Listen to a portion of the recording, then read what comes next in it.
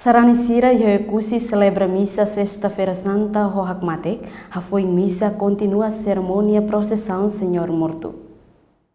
Sexta-feira tukuhat loraik Saranisira iha oekusi maihusi suku sanulure singwalu haliburan iha igreja antigo Santo Antônio oekusi vila onde celebra missa Sexta-feira Santa. Igreja ne harikedas iha tempo português tinan atos liba. Missa Sexta-feira Santa preside husi amu paróquia Padre Albino Marques no amu vigário Padre Florentino de Jesus. Remata missa continua queda so procissão Senhor Morto, hahu tuku walu kalang. Molok cerimônia procissão liurai sira escolante na insanulu resin rua, acompanha husi sarani sira, hasai estátua Senhor Morto husi igreja larang, o di halau procissão haleu area igreja quase horas ida. Iha kaisau ne ai funang ne bemak haleu estátua ne, tenki ai funang uin ida deit. Sarani sira lidera husi amu paroku, halo procissão haleu area igreja Santo Antônio.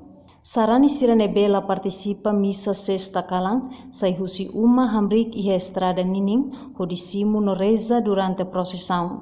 Hafoin procissão, iha tan cerimônia tanis haleu estátua, husi sarani sira nebe preparado. Mas que cantor sira canta, tanis halerik iha estátua ni soring, cantor no sarani sira labele hamunu mataweng, tambalulik. Cerimônia ne sai ona tradição desde tempo português. Estátua Senhor Morto ne tinan ida hasai dala ida. Iha loron Sexta-feira Santa.